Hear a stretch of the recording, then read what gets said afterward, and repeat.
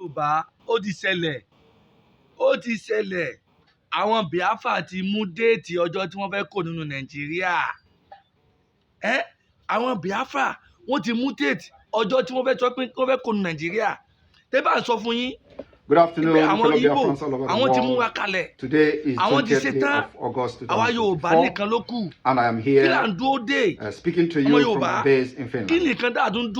I want to inform every one of you because it has become very imperative as we approach December convention in Finland. You must know certain things. The declaration of the restoration of independence of Biafra that is to take place on the 2nd of December is targeted at achieving two objectives. One is the legitimization of Nigeria. Two is the legitimization of Biafra. After the declaration, we are going to have a very long battle in Nigeria. But this battle, the good news is that we define how this battle will be fought. We will fight them diplomatically. We will fight them politically, we will fight them internationally, and of course, we will fight them locally. So, the 2nd of December is not after that. Some of you will come and say, oh, there is military barracks, you are going to have them.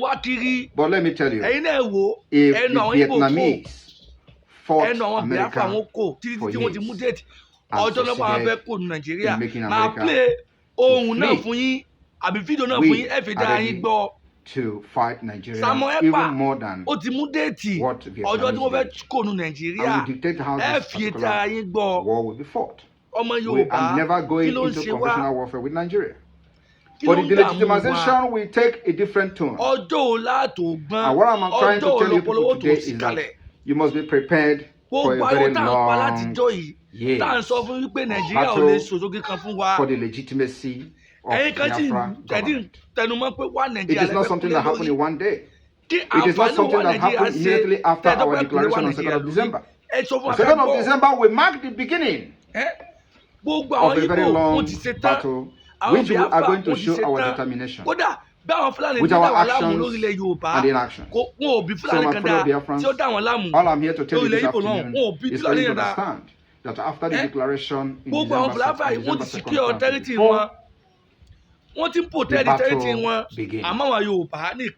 And we are not going to stop. If it is going to take us 20 years to fight Nigeria differently than what we did in 1970, we are ready for it. If it takes also 23 years for Taliban to defeat America and they left their land, we are ready to fight even for 2 years.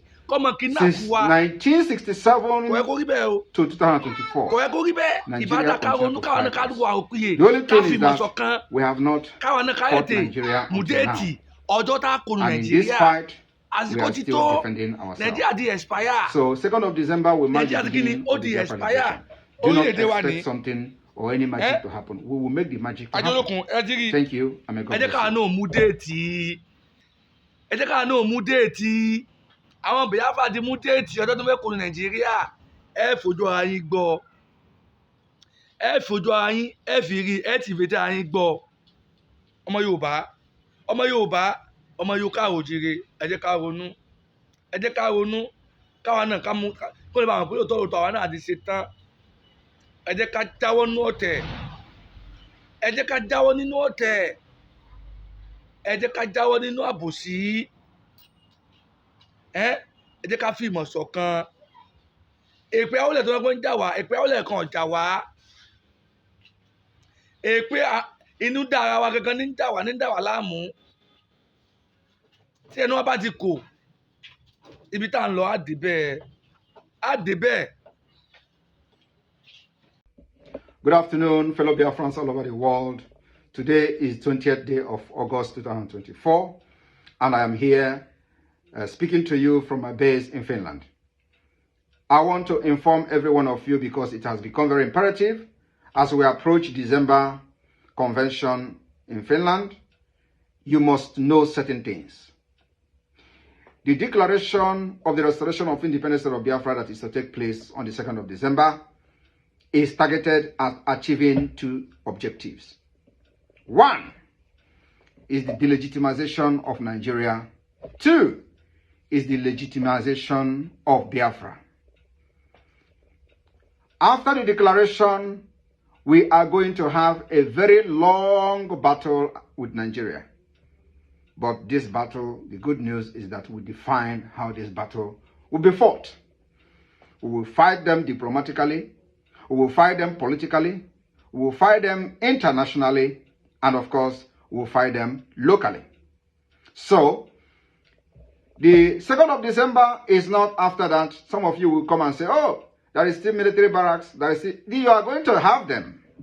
But let me tell you, if the Vietnamese fought America for years and succeeded in making America to flee, we are ready to fight Nigeria even more than what Vietnamese did. And we dictate how this particular war will be fought.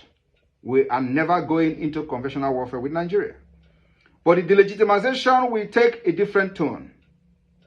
And what I'm trying to tell you people today is that you must be prepared for a very long years of battle for the legitimacy of Biafra government.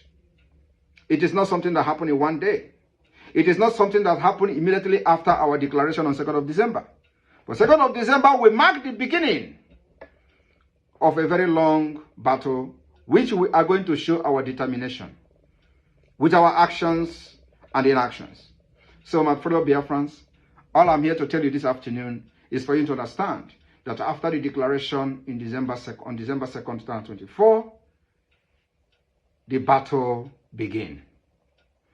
And we are not going to stop. If it is going to take us 20 years to fight Nigeria differently than what we did in 67 and 70, we are ready for it. If it takes also 23 years for Taliban to defeat America and they left their land, we are ready to fight even 40 years. Since 1967 to 2024, Nigeria continued to fight us. The only thing is that we have not fought Nigeria until now. And in this fight, we are still defending ourselves. So 2nd of December will mark the beginning of the Biafra liberation. Do not expect something or any magic to happen. We will make the magic to happen. Thank you, and may God bless you.